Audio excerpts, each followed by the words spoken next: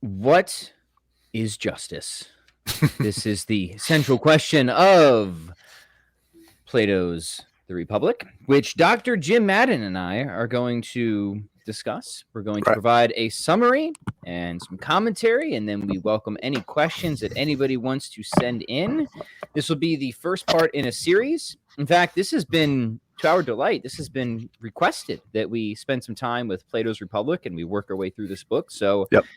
my hope is that this series will be helpful to many different people. Maybe you're a high schooler or a college student. You've been assigned the Republic. Maybe you're just a lifelong enthusiast learner. Maybe you are a professional philosopher, and like Jim and myself, you found that the Republic is just a geyser of wisdom that you can constantly return to and be refreshed by and stimulated by. So Jim, this was actually your idea originally as well. So cheers to you, my friend. And thank you. Looking forward to this. Glad to do it. This is going to be fun. This is going to be very good fun. So I'm going to let you lead most of this because you obviously have much more experience teaching the Republic than I do. Are you teaching it this semester at school? I am teaching it this semester. This is, see, if we're starting book 1 today, I just did book 3 with my students today. So we're just, the Pat Flynn show will just be 2 books behind. Okay, yeah, my awesome. Class. Yeah, great. So hopefully you'll just be able to repurpose some material then. It's everything's repurposed now, my man. Yeah. Now it's so real quick, can we call them scrolls instead of books? I think that's cooler and probably more appropriate, right? Just like historical context for people. The reason it's books and not chapters is because they used to be just literally scrolls, right? So this would be the first scroll. Right. So we're on scroll 1 of Plato's Republic. Yeah. So Jim, give us a 10,000-foot overview. What is the Republic about? I kind of already hinted what the central question is. What should the expectations be? Let's just lay the groundwork and then we can start to dive into book 1. Sure. Let's go. Mm-hmm. So can I, and this might be a little lower level than what you want, but I think this is important in getting the bigger level. Okay. So this is something that I didn't realize until I had read something by Martha Nussbaum this summer. Okay. And so the book 1 begins with Socrates and his fellows want to walk back from Athens from this other small town that would be kind of like suburban Athens, but it's a seaport. Okay. And that's going to be important. It's a seaport. And my understanding, it's known as being a bit of a den of thieves. Okay. So it's like, it's a harbor town, right? Think of harbor town in the ancient world, right? Meant you had lots of different people there. There wasn't a uniform culture there. There was a lot of criminality and stuff like that. Yeah, think of like Mos Eisley from Star Wars or something. Yeah, exactly. Yeah, it's the bar scene from Star Wars. Yeah. Right. Okay, and so they're going to walk back, and then the Polymarchus, comes out and says, or is it Cephalus comes out and says, hey, you should come back to my house because there's going to be this torch race tonight. No one's done this before. The festival is going to be great. You should stay here and party with us, right? And we know when that torch race happened. Okay, and I think that would have been like 421 BC. Okay, so basically this is going on during a lull of the Peloponnesian War, and that's not irrelevant to the text either. So the Peloponnesian War is going on. We're kind of in the middle of it. Things haven't gone completely sideways for Athens yet in the Peloponnesian War. All right. But we know Plato was writing this after he got back from Sicily. So he's writing this in about 370. It's 50 years after the fact. Okay. Sure. Mm-hmm. So we know Plato was not there for this conversation, right? Because at best he would have been like a little kid if he was born at all. All right. Mm-hmm. But Adeimantus and Glaucon are Plato's brothers. Mm-hmm. Okay. Socrates was in fact Plato's teacher. We know that. Okay. So it's a weird thing that Plato absences himself in the dialogue and presences himself in ambiguous ways from the beginning. Okay. The important thing, though, that the thing that I didn't know but Nussbaum points out, everybody in this dialogue is dead by 370 BC when Plato's writing this, and very few of them died of natural causes. Right. In fact, a number of them killed each other. Mm-hmm. Okay, so Plato's family, I think it was, and please, if the gentle listener knows better, let us know, put a hit on Polymarchus. Okay. And so basically Glaucon and Adeimantus, right, Plato's family, did that. Those guys are dead by then. Socrates has been executed by this point, probably as partly payback for what went on with Polemarchus and all this. So this whole thing does digress into clan warfare.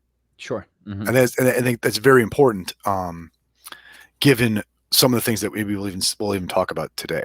Okay. Very cool. And so bear that in mind. And so 30,000 foot overview of the Republic is, and keep in mind, this is Plato also having come back from Sicily, having attempted to raise a king that would impose the ideal society on Sicily, and failed miserably at that. Okay. So Plato's coming back. It's after the Peloponnesian War, and his brothers are dead.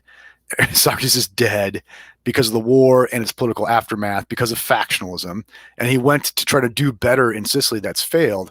And now he's reflecting. Now he's reflecting on what is justice in light of that. Yes. Okay. Good to have that context. Yeah. Yeah. Okay. Because I think otherwise, if you don't have that, I think you're going to think Plato's crazier than he is. Sure. Okay. Because you're going to think, is he really saying that you could pull this off? You could have this republic? No, he's not. He knows better. He's seen it happen, right? He's tried it. Okay. So whatever he's doing in his idealization, and we'll get into this, is not just, here's how I'm going to make Athens great again. Right. Right. Because I think he's come to a point where he realizes nothing under the sun, so to speak, will ever be truly great. Right.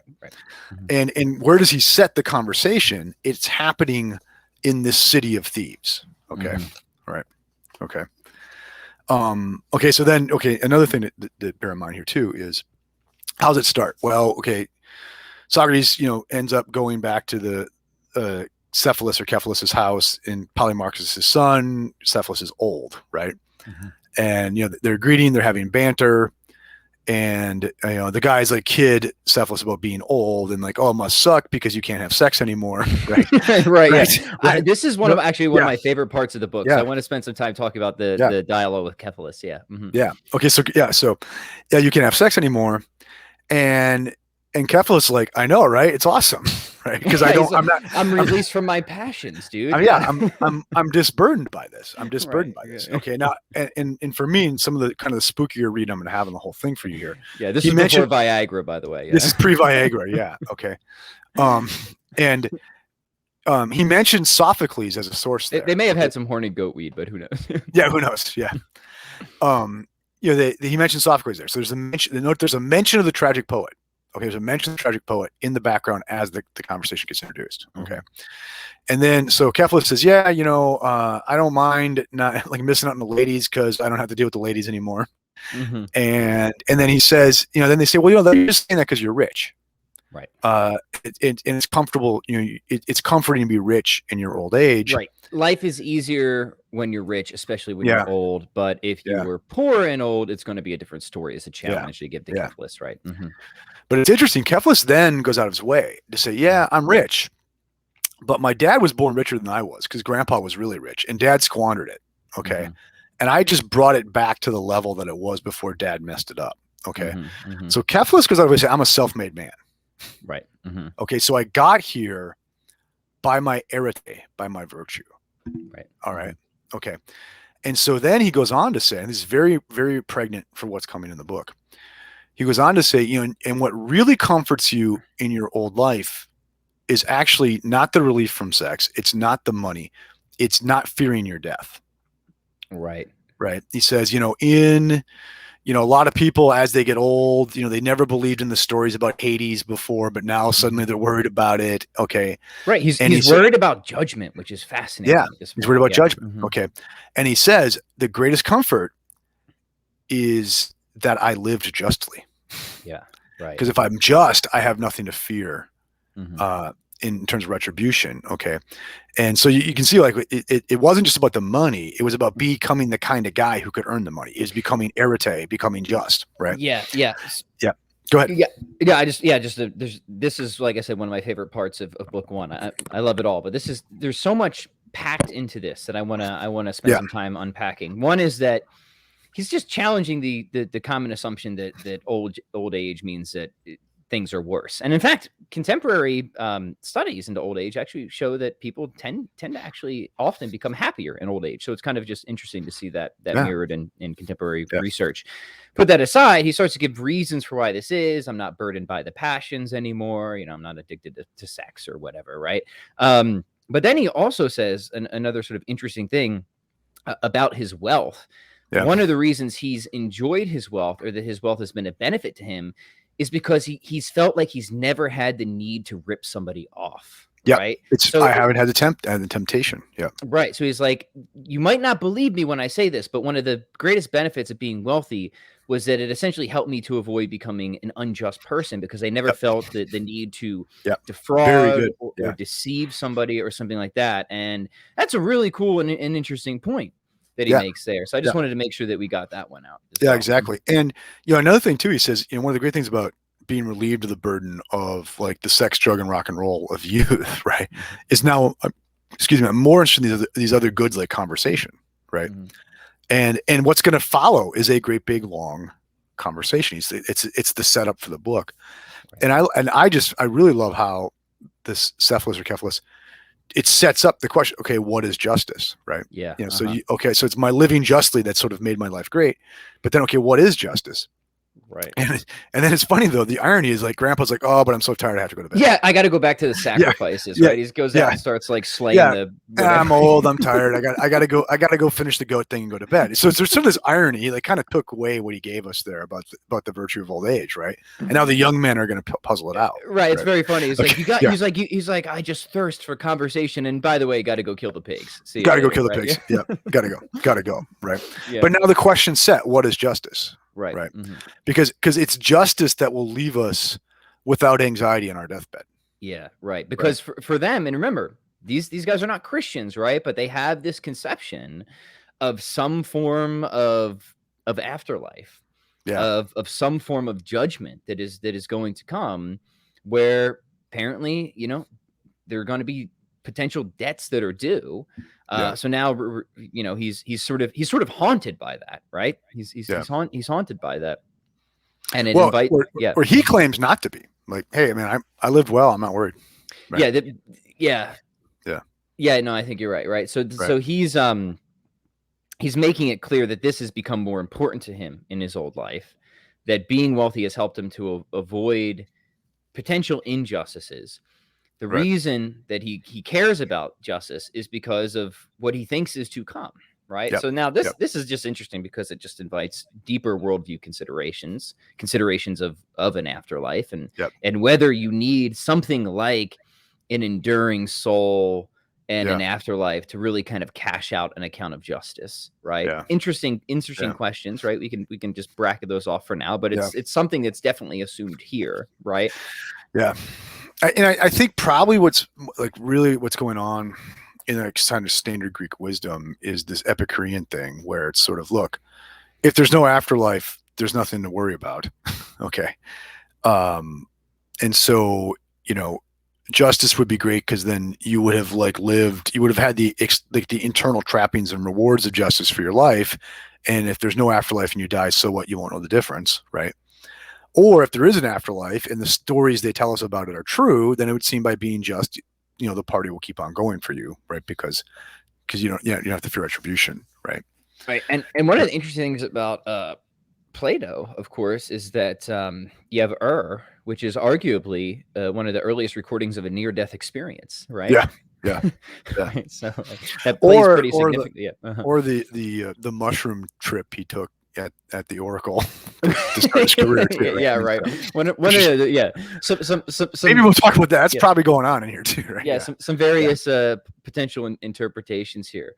Cool. So we got the stage set, I think, with Cephalus. The initial sort of inquiry has been introduced. Excellent. Yeah. So, by the way, gentle listeners, please post your comments and questions, because as we make our way through here, we do want to be engaging with that. We're going to summarize, we're going to offer our commentary, but then we want to spend some time with your feedback, at least towards the second half of this as well. So please chime in. All right, Jim, continue. Where are we going next? Yep. Okay. So then that just kicks it off, right? Okay. So what is justice? What is justice? Right.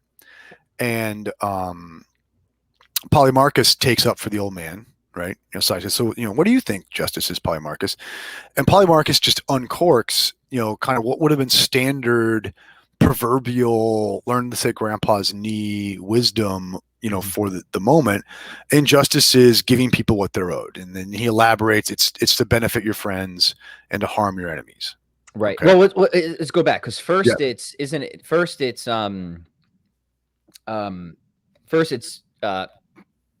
pay your debts and don't lie, right? Yeah.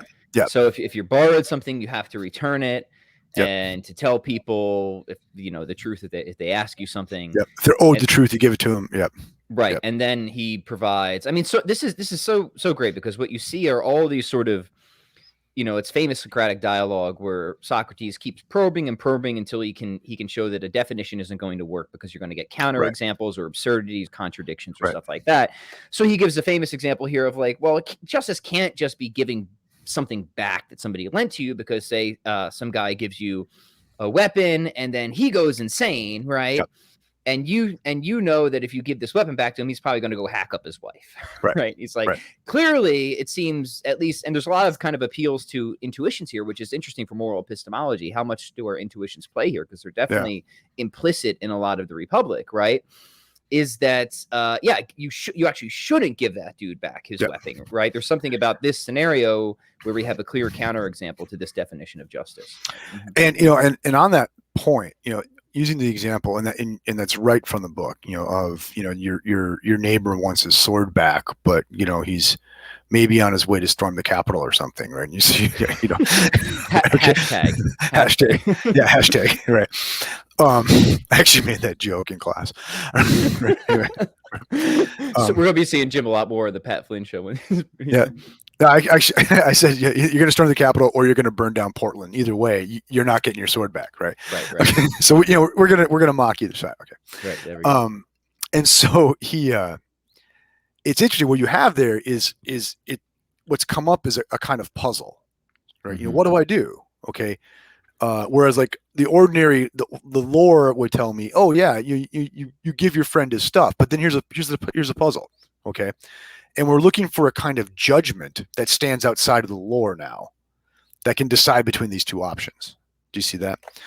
And this, to me, like, you want to get really 30,000 foot view of the Republic, is, I think the way I read this whole deal is this is Plato taking up the problem that Aeschylus and Sophocles put down in the tragic plays.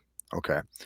Because if you go back and you look at, say, Agamemnon, all right, the play Agamemnon, Agamemnon, gets basically one god is telling him, you got to go attack Troy, man. Like, your brother's wife is, been defiled, and now you have to do it. You took vow, you got to do it. Yeah. And then another god, Artemis, says, no, I'm not letting you sail unless you sacrifice your daughter. Okay. So now he's got this dilemma. Okay. And it's like warring gods, like warring values, warring commitments are making demands on him. And Agamemnon has no means to make a judgment there. So he just says, okay, I'm going to kill my daughter. Right. And then what happens? His wife, Clytemnestra, is like, she knows, like, it's really, really bad to kill your husband. Like, some gods are going to be very upset with this. Okay. Apollo is not going to dig this, but yet the Furies say you must do this because he killed his own blood. Right. Okay. And she has no way to step outside these unanalyzed value commitments to make a judgment here. Mm-hmm. Do you see that? And if you look at all the Greek tragedies, this is what happens. Is like you have one demand against another demand, neither of which can be rationally grounded. And I have to decide between them. Mm-hmm. And in all it does is it raises another puzzle with a higher body count, and another puzzle with a higher body count, another puzzle with a higher body count. Okay. And as you read the Republic, you're going to see the overriding theme of this book is behind plurality, there must be what? Unity. Unity. Yes. Okay. Behind every plurality, there must be a unity. By the way, real quick, I just did an episode yesterday on the one and the many. So we were like, did you really? Nice. Right off the heels of that. Yeah. Uh-huh. There's no accidents. Right. No. And so, yeah. So there has to be a one that stands behind the many. Mm-hmm. Okay. And if you think of it, like if you go through book one, all the arguments, right, they kind of end up in the circular mess of dilemmas. And it's like we're striving for some one that would synthesize those many. Okay. Right. Mm-hmm. And this is why, for me, my read on all of Plato is it's a monotheistic pushback against polytheism. Right. Okay, Right. in a practical sense. Okay, I mean, Mhm. so what were the gods? They were commitments to certain values, lifestyles, goods, right? But they were ungrounded in anything that allowed for an elaboration between which is how we prioritize them. Okay. Mhm. And what is Plato pushing throughout the whole book is we have to find this higher order unifying perspective. Eventually we'll see it, the good, right? Yeah. Wait till we get to that. That's when things Yeah. get real spooky. The good that allows us to do this. Okay. So I'm just kind of like full disclosure. My read on the Republic is like what you're having here is a grappling for a kind of monotheism, a rationally grounded monotheism that solves the problems of tragedy. Okay. Yeah, I think that's great. I think Because as we're that's going to see in the next book, he's like, tragic poets, you're out. We can't have you around. right. Yeah, like literally, You're out. right? Yeah. You guys are out. Yeah. Yeah, that's awesome. So book one is really it's a lot of showing why certain definitions of justice aren't going to work, right? So to come back to I guess just the specifics of this chapter then. Yeah, so we have Polymarchus first throws out his definition. Then we have what's the second one before Thrasymachus? There's the I should have this fresher in my memory. Oh yeah. Do good to your friends, harm your enemies. That's the second one, right? But justice can't do harm. Right. But that's and that's what Socrates says. Is like, Right. well, first it's you might be mistaken about who your friends and enemies are. So like let's be careful there. And we'll see that this is a counterexample given to Thrasymachus again. He likes to bring in, it seems like, the possibility of error a number of times as possible counterexample. He's like, rulers can be mistaken about what's good for them. So if you're going to say that justice is what is good for the ruler, well, what if they're doing something that's and note there too that is okay. So you've got this split, right? Okay, what's good for the ruler, what's good for the ruled, all right? But we could only know what's what if we had that higher order perspective, right? Yeah. I'd have to know what's really good, not just what the ruler happens to want, not what this god happens to want, or the ruled wants, or what they happen to want. You see what I mean? So it's always looking for that higher order perspective that's not available to one of the two poles. Right. Yeah. Good. Okay. So just summary versions real quick. Socrates is obviously very unsatisfied and works on refuting these different definitions. It can't be just doing good to your friends and harm to your enemies. Justice can't do harm, essentially, is the position that Socrates will come to with that. It can't be might makes right, which is essentially Thrasymachus's position. Yeah. And this guy's really fascinating, right? So maybe we should have spent a little bit more time sort of introducing some of these characters. He's your typical, like, man, like everybody knows a Thrasymachus in their life, right? He's your jerk sophist, right? Who just like belligerent. You see him on Facebook all the time, right? Probably loosely associated with the group of people who got Socrates executed too.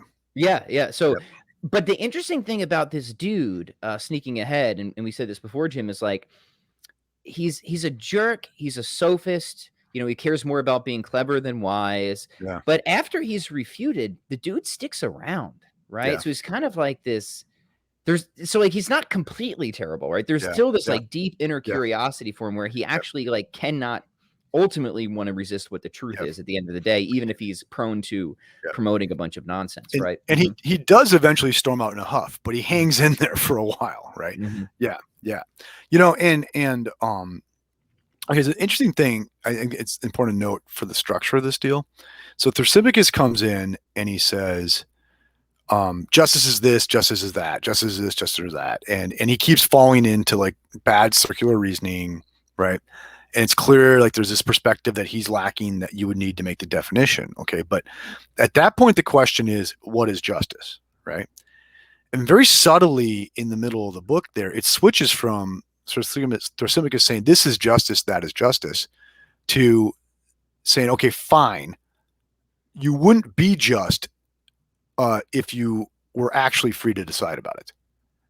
Do you see that? So the question switches from what is justice to why would I care about justice? Yeah, right. And that's important because there's actually two questions in play in the book, right? Right. Justice, what is it? Justice, who cares? Yeah. Right? Okay. Very important. Yeah. And so Thrasymachus, and I think the argument he's like, he's really famous for is when he says, justice would only be practiced if you couldn't get away with injustice. Okay. Yes. Right. Right. Mhm. And then in the second half of the first book, then we start analyzing that. Okay. Right. Right. Yeah. And go ahead, but yeah. Yeah, no, I'm just gonna reiterate that, right? The first sort of consideration is trying to get a definition on Yeah. justice, which they don't do in book one, right? They I'm gonna push back in a minute, but in a uh, sense they don't, since they do. Yeah, go. yeah. Um, and then the second question is it actually good to be just, right? Like Yeah. why would we be just, Yeah. especially if we could get away with being Yeah. unjust, right? Yeah. And then we think of like Lord of the Rings classic example, right? If you could put Yeah. the ring on and Yeah. essentially get away with everything that you could Yep. possibly want, you would never suffer any negative Which is consequences. coming in book 2, right? Yeah, right. Yeah. Yeah. Yeah. Yeah, he wasn't wholly original with Lord of the Rings, by the way. Just like No. the writers of But the Matrix, right? like I told my students, do you think Tolkien read this book? Maybe. Yeah. Cool. So yeah, come back on the definition of justice then, because you wanted to say that you Yeah. think So maybe they did okay, get it working. a question that I always raise when I teach this book is book 1. I mean, is do they actually not know what justice is? And this is very Platonic stuff here, because think of it, when Thrasymachus says, being just, justice, it would only be wanted for its consequences, never for itself, right? And then they start replying on that. That presupposes that we can recognize what just or unjust behavior is in the first place, right? Yeah. Okay, and so, and it's this glaring kind of flaw in what's going on here, is they're asking for a definition that they're all, including Socrates, presupposing that they have, right? And they use that to do this sort of negative apophatic thing of eliminating options, okay? But it looks like to get the conversation off the ground in the first place, we have to have some at least implicit sense of what justice is. Right. Yeah. Right. Okay. And so it's interesting. So to talk about justice at some point, it's almost as if you have to already have it in your back pocket. Okay. Yeah. Right. And so what are we doing in this book now? We are having a conversation about justice. And in as much as it's intelligible to us what we're doing, we have to already have what? Some sense of what justice is. This is the point I was trying to make about the moral intuitions with epistemology, right? exactly. And part of the reason I'm so attracted to virtue ethics and natural law is I think at the end of the day, these frameworks make the best sense of our best moral intuitions. Yeah. I think that's the best way to describe it. They make the best sense of our best moral intuitions, right? So, yeah, I'm big on intuitions when it comes to moral epistemology. I think they play an indispensable role, and we see that here, right? And this is why you hear language in contemporary philosophy, right, where with arguments, moral arguments, where they'll say certain positions give us counterintuitive results, right? Which really just means that's crazy, man. That's stupid, right? But you can't got to put it in, polished speak, so to, right? But that's what's going on here, right? We get right. We're trying to reduce things to where we get this sort of clash of intuitions, or something rebels against our intuitions. This, like you said, we have justice somewhere in our back pocket, right? We haven't marked off all the boundaries clearly yet, but we still intuit. It seems that we have it, but we need to recollect it. Right? It needs to be recollected. And what does Plato say all learning is a kind of recollection, right? And what has he done here, like thinking big picture of the text? He's asked us to remember a time way back, 50 years earlier, when we all talked about justice once, right? And think of it, to engage in a conversation as opposed to armed warlord, mob hits like this all digresses to engage in a conversation, do you have to practice justice at some level? Do you see what I mean? Yes.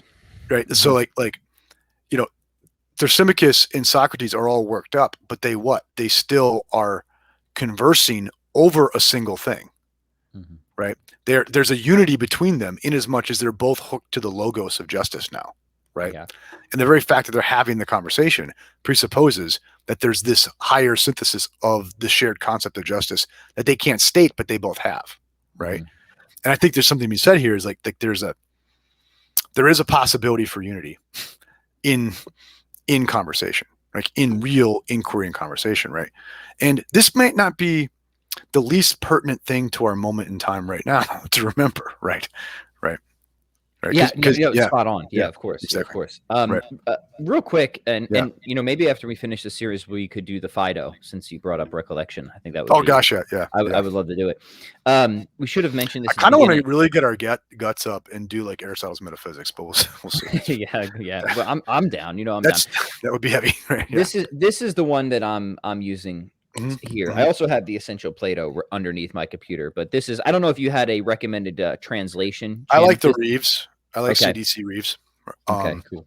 But I admit I have an almost embarrassing man crush on everything Reeves does. So, Okay. Well, fair enough. so Yeah. but, hey, we're honest here in the Pat Finns show. So, right. Indeed, we are. Okay, so I think we covered Yep. most of the main themes. Are there any other Yep. summary points or important details Yeah. you want to pick out of book one? Yeah. Okay. So here for me is like the big money in book one, right? Is so Thrasymachus says, hey, you wouldn't be just unless you could get away with it, and we go around and around in circles, right? And then towards the end, okay, and Plato never really shows you the money to the end of the book, right? Socrates says, let's say you had a band of thieves, all right? And remember, we're in a city of thieves as we speak here. You have a band of thieves. If there were no justice among them, they couldn't coordinate the single act of thievery, okay? So in order for the thieves to act, there has to, as a group, there has to be justice among them, okay? Otherwise, they couldn't act. Yeah, right? You're not going to get any cohesion unless there's at least some justice, right? Yeah. And at that point, Thrasymachus says, oh, crap, you're right, got to bounce, right? Okay, yeah, all right. And so it's sort of like this kill shot there. And so, and then immediately after that, we start talking about the soul, all right? And he does end the dialogue saying, justice is the virtue of the soul. We get a quasi, very abstract definition of justice. It is the virtue of the soul. It's the excellence. Soul, right? Yeah. The excellence of the soul. Okay. And you remember, like, what soul means for a Greek is it is the organizational principle of a living thing, right? And so, like, they're fascinated by the fact that living things can break into parts. They die and they literally decompose. They were put together, they come apart. Okay. And the soul is that about it that makes it one thing rather than many things. It's a unity. Okay. And so what is justice among the thieves? It's that which would allow all the parts to work together so they can steal something. Okay. And then he says, well, then what is justice for the human individual? It would be the justice it would be the virtue of the soul, meaning to be really well put together. So all your parts are working together to serve the ends, right? He actually says without justice, you could not act because you wouldn't be a single thing. You would be, shall we say, legion, right? Okay. Right. And so now, and think of it. So you looked at the macrocosm, a community of thieves, to draw an inference about the individual, the microcosm. Of course. And where is this going in the book? We're going to look at define the ideal justice. We'll look at the ideal city. Yeah, we'll make it big again, right? Yeah. Because Plato will say, well, maybe it'll be easier to detect if we take something into large scale. Yeah, and note he bring it back down, right? He does that in book 2, but he already did it in book 1. Yeah. Right. Yeah, that's a nice parallel. Yeah, like he says, well, because think of it, in the real world, we don't have an ideal city to look at. We can just look at a city of thieves. Right? Okay. And even there, though, we can see a hint of what justice is, because you couldn't even have this terrible city of thieves that we're in if they didn't cooperate at some level. And so what is it to be just? Well, what is it to be alive? It's to be cooperating internally at some level. What would it be to be really alive, right? Really good at life? It would be to be very, very well coordinated. We'll call that justice. Right. Yeah. Extremely well put together. And we'll find out what those parts are as we move forward. What those parts are, and what their ordering should be. Yeah. And I think this is really important for understanding what the point of the book is. Okay. So, because when we hear justice, we think we're talking about, distributing goods. Okay. But really, this book is about how to live your best life. Okay. Because like what justice is the excellence of internal organization of the human person. Right. And so Do you see that? Like the book is famous for the politics of it, but that's just the metaphor for the That's just the individual. thought experiment for the good life. Yeah, for the good life. Yeah. Right. Okay. And so he's Which asking. so many people miss, right? They Like miss it. they deride this book and like, oh, it's just a totalitarian blueprint, which means to me, like, you just never understood the book, right? Yeah. Yeah. Mhm. Exactly. Exactly. You didn't understand what's going on there. Mhm. And so that's what I asked the reader / viewer to see, like, what we're doing here is we're going to go into now 9 more books about what would it be to live your best life.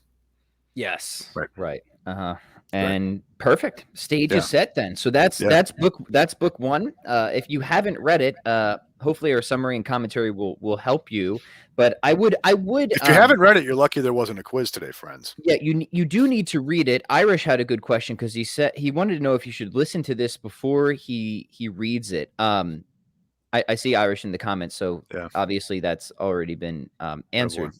But I'm tempted to say just read it first because I don't want to like skew somebody's perspective, right? I always encourage like just go to the primary text almost completely ignorant, right? Don't read commentaries first, none of that.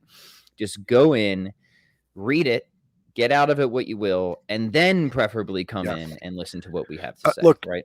I've been reading this book for 25 years, right? Mhm. And I've had students this week read it for the first time and point stuff out to me that I've missed, right?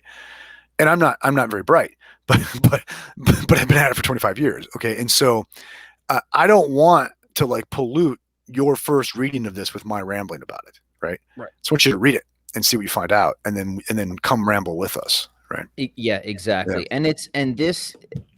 It might be different once we do Aristotle's metaphysics, but this is easy, enjoyable reading. It is. Yes. Yes. Aristotle's metaphysics is not. Right. No. Yeah. Actually, to follow this up with the Nicomachean ethics, that would be pretty cool. I think those would be a nice pairing. Yeah. And if I can make one more kind of philosophical point. Cool. Do it. And then we'll take some questions. Yeah. What's the overriding theme of the book? Right? Where there's plurality, where there's poly, there's got to be mono. Right? Where there's many, there's got to be one. What's a bunch of thieves? Very, very poly. Right? They can only act as thieves in as much as there's a principle of unity among them. Call that justice. Right? And so once again, it's like the whole point of this thing is to find that perspective that allows us to synthesize all the competing value commitments under a rational whole so we can actually act, right? He says at the end of book 1 that we want to be able to act on our own behalf here, not be the subjects of fate and chance, right? Which once again, it's a pushback against the tragic poets, right? But we can only do that in as much as we can like synthesize all this into the mono perspective. Yeah. Excellent summary. I hope that summary and commentary is helpful for everybody watching and listening. If so, please like, share, and subscribe. And we will take some questions now, if that's cool with you, Jim. Yeah, let's go for it. All right. Irish commented that Chesterton mocked the idea that just because you're rich doesn't mean you won't rip people off.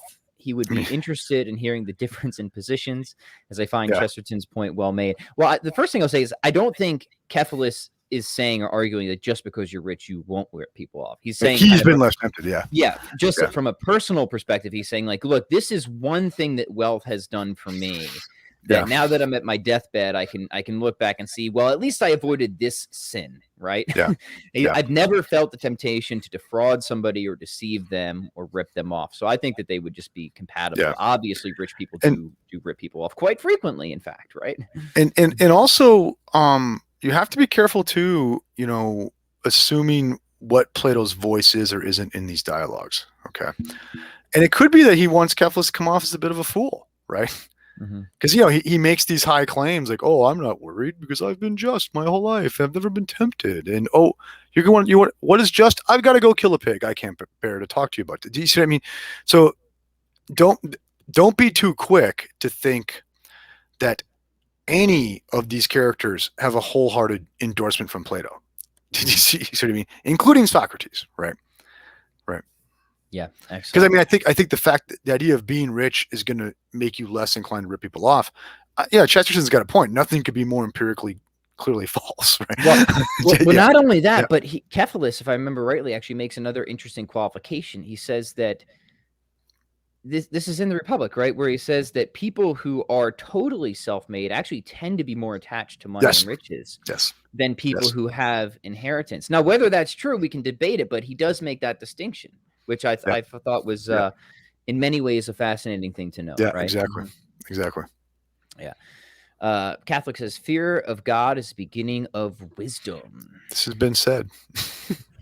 This is one of those sayings, isn't it? Yes, Yeah. yeah. So, I mean, this is true, right? So he's admitting that Cephalus, whatever his particular, I guess, religious commitments would have been, thinks that there's something coming down the pipeline, and Yeah. this is causing him to reflect on the Yeah. quality of his soul. Or at the very least, he's worried. He's not worried whether there is or isn't, right? Because if there is, he's got it covered because he's been good. If there isn't, you know, Right. right? And he's also just saying that he's also making the case that this is, one of the things that comes with old age and being released from the passions, that you just have more Yeah. time to consider your life, consider what's coming. Probably you shouldn't put that off to too long. Yeah. Probably you shouldn't put that off at all, but No. cool. It's Nicholas says, curious how much truck you hold with the Straussian take that Plato here gives contra letters an exoteric teaching akin to a shadow or projection. Related, should read Plato as a dangerous poet. The more I read Plato, the more I find the Straussian read to have some traction. So give the background of that, Jim. Well, Strauss has a view, but like a lot of his students go, I think maybe more extremely than he does, but that Plato had an esoteric doctrine and an exoteric doctrine. There's a doctrine he was sharing with the public, and there was this other doctrine that was just kept the back. secret, like Gnostic doctrine, right? Yeah. Yeah. Yeah. And I mean, there's so many, especially in the Republic, very, very weird things that go on. We'll see this in book 2. Plato will say, yeah, it seems like we're going to have to lie a little bit. And then he starts, and then he like tells you some myths, and you're like, well, you just said lying's okay. And now what are you doing? Are you lying to me or not? You know what I mean? And you'll see at the end in book 1, he's going to say, there's a certain kind of story with the God we should never tell. We should never tell. We should never tell. And then one of the last things he does in that book is he quotes a story about the gods behaving really badly. Mm-hmm. Okay. And so there's all these signals in the text that should really complicate your understanding of Plato's actual relationship to the various voices in this text. Right. Mm-hmm. And I'm not saying like you have to go full on conspiracy theory that really it's like actually he's masking the opposite and all that, which some people do. But I do think this book should be read very carefully and at many, many levels, and it should be returned to again and again to like try to peel those layers and all that. Yeah. Yeah. Excellent. Yeah. Irish says, is it the specific example versus the general application? Not sure when that question came in. So yeah, I'm not sure. Irish, if you wouldn't mind clarifying, we'll be happy to attend to that.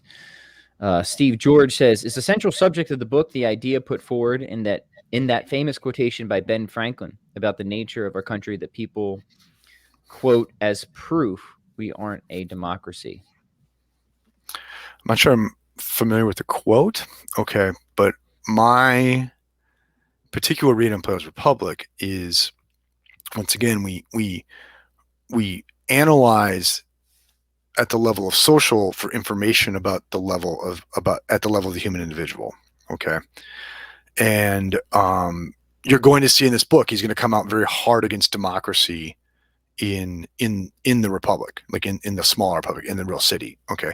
And we know Plato, by association with his family, was associated with a group of people who were like very critical of the failings of Athenian democracy, and probably thought democracy was inherently flawed because it's always many and it's never one. Okay. Mm-hmm.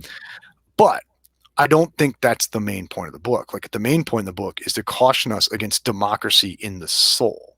Right. Yes. Right. So you could have an utterly quote unquote totalitarian view of how the human individual should govern himself and have a very different view about how things should go at the level of the human community. Right. Okay. Yeah. Mm-hmm. Yeah. All right. And now I don't think Plato I think he was pretty serious about what he was saying about what the ideal society would be. Okay. But he isn't doing this to teach us about politics. And it's very clear in the book. He's not doing this to teach us about politics. Mhm. right? And he's doing this to teach us about the individual human soul. Right. It's clear in the book that this is meant to be a thought experiment, right? Yeah, he says it's meant to be a thought experiment, and keep in mind he's writing this after he just got back from like a hot mess in Sicily where he tried to do this, right? And he puts the setting in this other city that is a city of thieves, right?